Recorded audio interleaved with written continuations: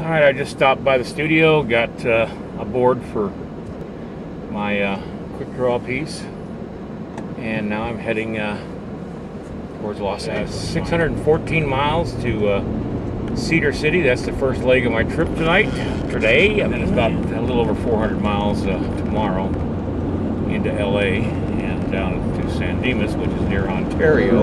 Coming in. Okay, I was right. The roads got worse, and a little scared right now, because it's one thing to have an empty car and slide off the road. It's a whole other thing when you're loaded with heavy bronzes that shift around and can be flying around inside your car. My grandpappy knew. He told me when a hateful, unnatural monster like Bruno was found, they burned it. And it took... Alright, I'm actually about 75 miles south of Ennis, and the roads are finally cleared up. The sun's coming out. Still overcast, but at least the road's just wet, and it's a pain. Alright, I'm in Ashton, Idaho. It's 100 miles south of where I live. And as you can see, the snow has disappeared. We're down in the low country now. Finally on the freeway. From this point on to LA, it's all freeway. It took 150 miles though to get to the freeway. Joined up the freeway in Idaho Falls. Okay, I'm passing through a lava field. This lava was probably laid down 10, 15, 20,000 years ago, maybe even more. I can't remember. I'm going to check the sign when I pull into the rest stop up here. But these are old lava fields that there are a lot of volcanoes still here in Idaho, and you pass through several lava fields before you get out of the state. Alright, as I'm pulling out of the rest stop here south of Idaho Falls, and it's the last rest stop for about 75 miles. Anyway, this lava runs 40 to 50 miles long, this field here, and you can see the rock from the lava right there.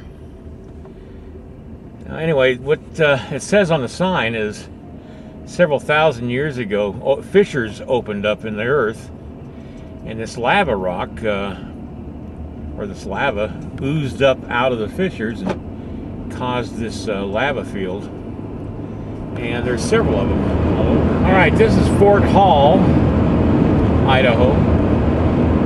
Now back in the 1830s, the mountain men used to come down here in the wintertime, and they would spend the winter in Fort Hall. A lot of them would read books, Shakespeare, Balzac, some of the really highbrow reading. I mean, a lot of people think mountain men were stupid, but they weren't. They were smart. You know, of course there were those that couldn't read, but most of them could. Fort Hall was also a major stop on the old Oregon Trail, and 1840s and 50s and on, but it's an Fort Hall Indian reservation.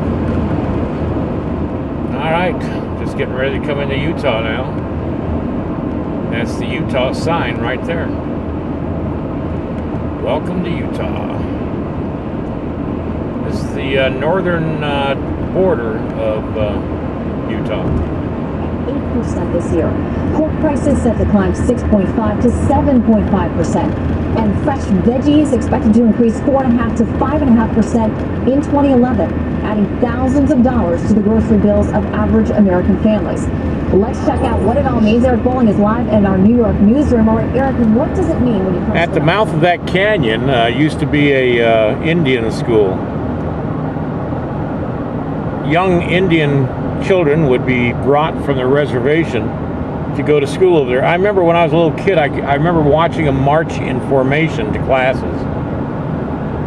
I don't know if that school's still in use or not. This is Brigham City, Utah. That's the canyon you take to go up to Logan, Utah. Over there is Ogden, Utah. Back in the 1800s, Butch Cassidy and the Sundance Kid robbed a bank over there in Ogden. All right, I'm just entering into the Salt Lake Valley. That's Salt Lake City there. The state capitol is right there on the top of the hill there. Okay, there's the Salt Lake Temple right there. They hauled the blocks of granite that built that temple from about 30 or 40 miles south of here. No, I think it was 20 miles south now, I think about it. It took over 40 years to build. At one point, the U.S. Army was coming out here to put down what they had heard was a rebellion of the Mormons. And so the Mormons had to cover up the foundation of the temple so that the soldiers wouldn't destroy it. That's the Salt Lake Tabernacle there, and the rafters inside that tabernacle are held together with rawhide, strips of rawhide, no nails, because they didn't have any nails. That bell right there in that bell tower, that's the Nauvoo bell. It came out of the Nauvoo temple that was destroyed by mobs who drove the Mormons out of Nauvoo, Illinois. And it was brought over on a wagon across the prairie with my great-great-grandfather and the pioneers that crossed the prairie in 1847. And it sounds every hour. They ring it every hour. In fact, if you listen to KSL radio, you'll hear the Nauvoo bell at the top of the hour. This is Rules Photo Blue, and if you go online and look them up, they've got great art supplies in this store. I used to come here back when I was in high school to get supplies. I'm in the Provo Valley right now, and as soon as I'm out of this valley, it's the last of the major traffic areas. I've just spent about a half hour in a traffic jam north of here.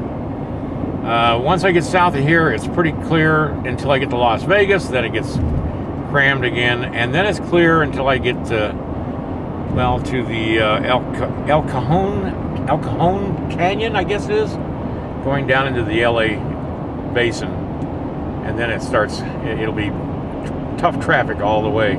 So there's about 3 areas of bad traffic, and I'm just getting ready to get done with them right here, one of them. Okay, now we're starting to get into southern or central Utah. This is south of the Provo Valley and just north of, I think, Nephi, Utah, I think. I've gone 460 miles now. I just passed Richfield, Utah, and I just saw a speed sign that said 80 miles per hour, speed limit. Okay, here's one of those 80 mile an hour speed limits signs. See, I wasn't lying. You know, I just had a thought. Cedar City's at the toe of that mountain over there, just around that hill, that mountain on the other side, and that's where I'm heading to. It's about 26 miles. But you know the thing I've noticed?